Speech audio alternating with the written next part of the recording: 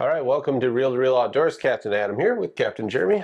And before we get into the subject here of some spring salmon fishing, we got to thank those sponsors. So Captain Chuck's, thank you for everything that they do. And Ludington Beverage, thank them as well. We got some Bush Lights I hear. These are really cold. They are really cold. I'm excited about it. Look at that. Oh, weird. Yeah, that is weird. Well, you know what that must mean. Yeah. Happy St. Patrick's Day. St. Patrick's, yeah. That's right. So it's St. Patrick's Day. Green beers. And we're drinking some green beers. Yeah. And talking salmon fishing. Yeah. Cheers. We should make this a tradition. I like it. It does taste better green. I don't know. Oh, man, it's like green ham. It's really good. It's the best way to have it. It's really good. All right. So the topic one of you guys sent in was salmon fishing in the spring and what's our approach, and more specifically about kings. But I think in the spring you have to catch, if you want to catch fish, I mean, there's more of an abundance of cohos around than kings, but you can catch both of them. And lake trout. There's a lot of lake trout in the skinny water in the springtime. Yeah, it's fun. and it's really fun. They're fun. They're fun. You catching lake trout in 15 foot of water is a good time. Yeah. And I think. So, yeah, and you might catch a rogue brown trout in there. You might catch, you never know, some steelhead. And we're kind of talking more about southern part of the lake, where innuendo will start the season in Michigan City here just in a few weeks, where I'll have Moonlighter up in Ludington, and we will target browns up there. We do actually have quite a few browns around. So, yeah, let's talk about these baits. So I think probably to be more informational, I think we should take a step even further back. So it's April 21st, and we haven't been fishing. The lake normally is just getting ready for us to fish. Water temperatures are just getting right. Ice is off. Now the ice has already been off for a month, and guys have been fishing already. So, Michigan City's looking good. If anyone's looking for a charter, it's really good fishing down there. Give Brad Craigbaum on Finfire a call, get you out fishing. Those guys down there catch a bunch of fish this time of year. So, and they're good friends of us. They support us on the channel too. So, but you're leaving the harbor, right? And it's April.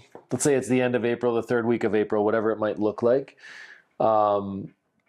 Where would you stop first? Well, I mean, if the water temps are cold, I want to find the warmest water. Yeah. So, if you have a warm water discharge, there's quite a few power plants in the southern part of the lake. Yep. Definitely one of those, drowned river mouth of any sort. Exactly. Some warmer flow and maybe some dirty water or the magic green water. Yeah. If you find it. If you can find mud to green, in the springtime, and you're looking to target kings, I think that's where you're going to find them. Yeah. Now, not to say you can't find them in the clean water up on the beach. You certainly can, but I think you're more prone to catch coho and lake trout and brown trout in that skinny water up on the beach. The kings are going to be where the bait is. Yeah. So typically it's going to be around the drowned river mouth or a warm water discharge because the bait is going to be there. There's not a lot of bait this time of year. It's not set up. There isn't, clouds and clouds of bait typically, but what bait is around is usually there. So I'm always going to stop, especially if there's mud. I'm going to make a pass or two in the mud in the spring and just check water temps and look and see if there's any bait, make a few passes and see if there's kings there. Yeah. And you're at least in the northern part of the lake, kind of the same scenario. We don't really have the kings.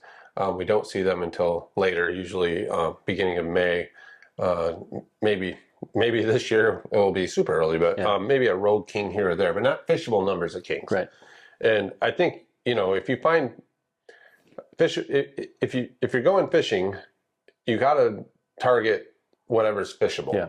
Numbers wise. Often cohos will be up in the shallower water, 15 to 30 feet.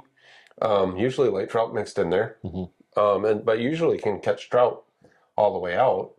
And then you're going to probably see those kings in either in the mud or rogue. I think you're fishing rogue kings at that point if you're outside of any concentration of bait. Yeah, and I think, for me, king fishing in the spring is, if I can find a creek mouth, if I can find a lot of times, because I do think although we don't have a ton of smelt, that's where we do see our smelt runs is usually around the creek mouths in this time of year when the water's still really cold. So I'm looking on my chart plotter, I'm pulling it up and I'm zooming in. You know, if there's a creek that's actually flowing water, I'm going to take a hard look at that. And I'm going to go to my roots. And, you know, when we talk about, you know, how do you catch kings around, you know, creek mouths that are chasing smelt? Body baits. Yep. Body baits. And, you know, kings will smash these for sure. Cohos also eat them. Lake trout eat them. Heck, muskie eat them. Everything eats them. So, you know, if you wanna know, you know, it's a little bit atypical for Lake Michigan. You know, I'm a Lake Huron boy. This is where I grew up. This is how we caught kings, and I still to the day do it. I take the front hook off on these body baits because you don't need that front hook, and all it does is tangle up in your net and cause more problems. Back 2 hooks only. But you can start with kind of bomber long A's. You can start with kind of smaller jointed rapalas as well. These are, you know, these look really good in the water, all different colors. Yep. Brown trout like these too. We fish, you know, up north we're fishing primarily browns and lake trout, and we'll catch occasional kings, but we'll, you know, storm thunder sticks, shallow body baits for sure. So same situation. And you can run them on high lines, just mono. You can run a bullet weight in front of them to get them down a few feet. We do that typically with when we're coho fishing. We'll run some mono rods with you know, an ounce or two of lead in front of them, just kind of getting them down a little bit.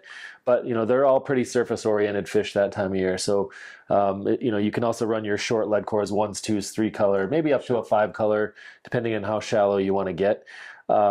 And then divers and riggers, and run real long leads. You can get away with small divers, mono divers, even that time of year, not a problem, because you're not fishing them real far out. You know, slide divers are very effective really in the shallower water, or at least slide divers are super effective when you're fishing not very far down. Yeah.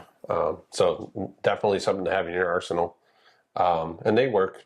You know, they'll work all the way to 60 foot. Yeah. So yeah, very good stuff there. And then if you're coho specific, looking for cohos, as the water temperature's warm a little bit, you know, a lot of start with body baits, thin fins as well. This is a custom yak.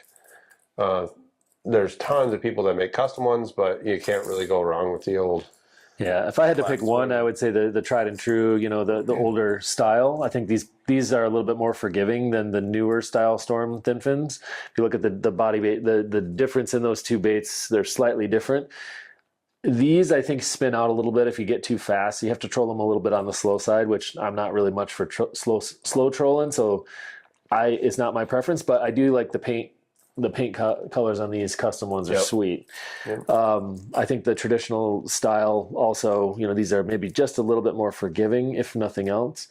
But certainly the new ones, you know, the brads are very good as well. Yeah, you can certainly catch fish with them. It's just they're a little bit less speed tolerant, I think, is all it is. So, you know, they definitely work. You just have to be more conscious of what you're doing. And coho fishing can be fast and furious, you know. I mean, you can go out and slay a limit of cohos pretty quickly. You know, I think it's wise to be only take what you need, you know, because you can catch 20, 30 cohos pretty quickly. You don't, if you're not going to use them, you know, let them go or whatever. But and the other thing is I think you know, when you're specifically coho fishing, or even if you just want to put a couple of coho baits in the spread. These baby spin doctors and bright colors are money. I mean, it just doesn't get any better than this for coho fishing. I like peanut flies. You can see this is like maybe a 1-inch peanut. There's different size, but small peanut flies, blues and greens are super effective for coho. They like shiny.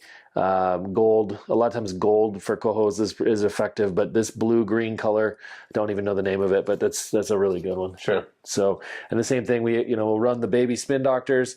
So typically what I'll do is I don't have this on every rod. I might have this on both of my divers. I might have baby spinnies and peanut flies on both divers. I fish a very spoon-heavy spring setup. But you're fishing for kings. Most of the time. Kings, but everything eats. And the reason that I usually will spoon fish as opposed to body bait fish is one thing. and it's speed. You control a lot faster and cover a lot more water in the springtime with a spoon program than you can with body baits mixed up with these baby doctors. These baby spin doctors will pull fine at any speed you want to pull them. So I'm not afraid to have them on my divers. Certainly when I'm springtime fishing, but I'm running a lot of spoons. Yep. And the same thing. The water's cold. There's really no thermocline to speak of. I think you can really catch fish anywhere in the water column. And as you get to deeper water, it's really anywhere in the water column. It does seem that the kings that are out there are more rogue. They're usually feeding on bait. The bait's usually higher in the water. In the springtime, and lake trout more oriented near the bottom, probably eating gobies and those sorts of things. But 7 colors and above, I would say that targeting the kings, and then kind of a standard trout program if you're out deep enough to fish that. Yeah.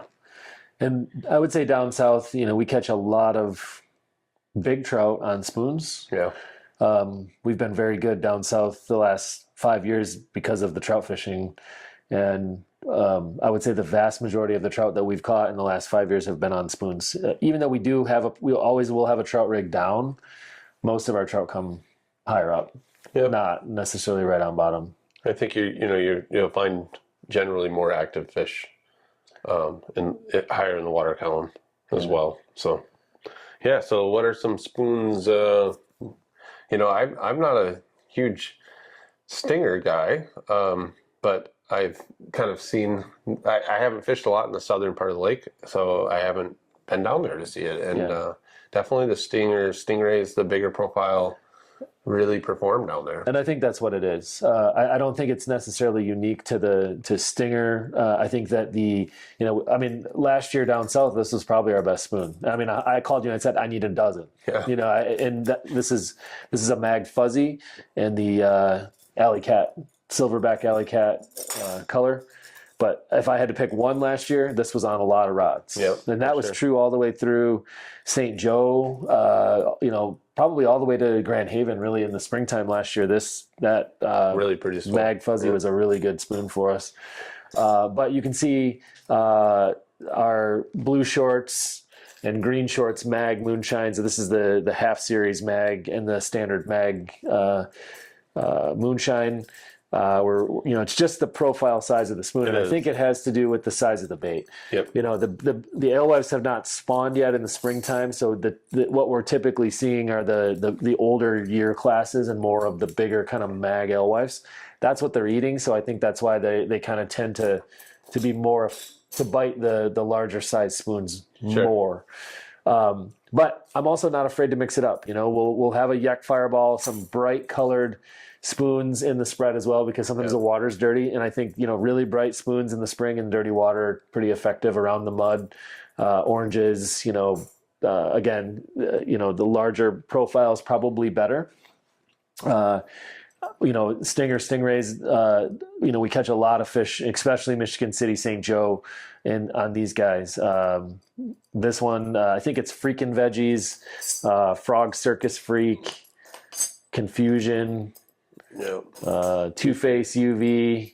This is also good in the moonshine, mag moonshine as well. I didn't pull one out, but that definitely would be out. If I was picking the Two-Face moonshine down south has been really good for last several years. So we'll see. This year I'm going to try a little bit of other large spoons, maybe some salmon candy. The salmon candy mag spoons. Yeah. Anything that lighter. I think that a little bit bigger profile spoon, but light blank. Yeah. The salmon candies are very light. The yak's a very light spoon in the 55. Yeah, we had the really pretty good luck with the spoon program down there, and maybe that's why the half series, because if you were looking at, we have blue slice, green slice, orange slice. Those half series mags were really good last year. Early on, and everything, like I said, they catch everything down there. So, and I really think if you want to go target kings, you can do that. If you land on them on a pot of kings, definitely turn back on them. For sure. Stay on them. Yeah. They're going to, if you find you get 2 or 3 bites in one area, stay in that area. And don't tell anybody. No. Yeah, you can tell us. But, I think realistically, if you find a lot of cohos, if there are kings around, they're probably going to be near the same areas. Yeah. The cohos are in there for a reason too. Yeah. Everything's in there for a reason. So, but like last year, the kings weren't really around in the south. No. And we had some pretty good king fishing in South Haven, but they move quickly, and they can move 5 to 10 miles in an overnight. So when we were down south last year in St. Joe and Michigan City, the Ludington guys were catching kings. Kings in Ludington, and Ludington and Pentwater was really good last year early on for kings. So I think with the mild winters, the bait doesn't get all pushed to the southern basin like it did. So I think it's just in flux. I mean, the fishing down south is still really, really good. It's some of my favorite fishing of the whole year. The Michigan City tournament is an awesome event. Please highly recommend it. That committee down there puts a lot of effort into having one of the best tournaments on the lake. So it's good fishing and a good time. Yeah, and if you're down there, if you are down there and if you are tournament fishing, you have to catch everything, because the kings can literally be there and gone overnight. For sure, overnight. And you have to have plan B. Absolutely. And sometimes you might have to run a long ways, to go to where the fish are, but. It's a fun time down there, and again, the spring fishing. We have truly a world-class fishery in Lake Michigan. The Southern Basin is generally, one of the best times of the year in terms of number of bites in a trip. You're going to catch fish. Yeah, and that it's like Ludington's August is April, May in the southern part of the lake. For sure. The water temps are cold, but and the air temps are cold because of the water temps. But it's beautiful down there. Yeah. And some beautiful weather, some beautiful views. You usually are relatively close to the shoreline, so you get to see a lot of the dunes and that kind of stuff. It's a great place if you haven't been down there, for sure. The other thing about being down there is that typically with the wind blowing out of the south or the southwest, you can typically still fish. Even if it's blowing 20, it's calm on the beach where the fishing generally is. You're not running offshore in it, but you can generally get out. So if you have a smaller boat, it's a good place to go because you're sheltered from the prevailing wind most of the time. Yeah, so happy St. Patrick's Day, for sure. Happy St. Patrick's Day. And, hopefully you can get out this spring and do some fishing. Fishing's proving to be pretty good already. Yeah. So hopefully that'll maintain and continue. And if you're up north, look for some browns. Elusive browns are around. And if you're in the southern basin and you get into some kings, call Jeremy and I and let us know some GPS coordinates. Yeah, GPS numbers would be very I wouldn't share them with anyone else. No, we won't tell. No, yeah.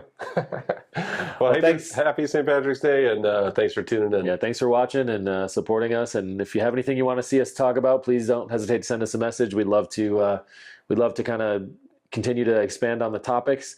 It helps us out by subscribing to the channel. Hit the like button, subscribe, tell your friends, tell your mom, whoever you want. Cheers, everybody. Cheers.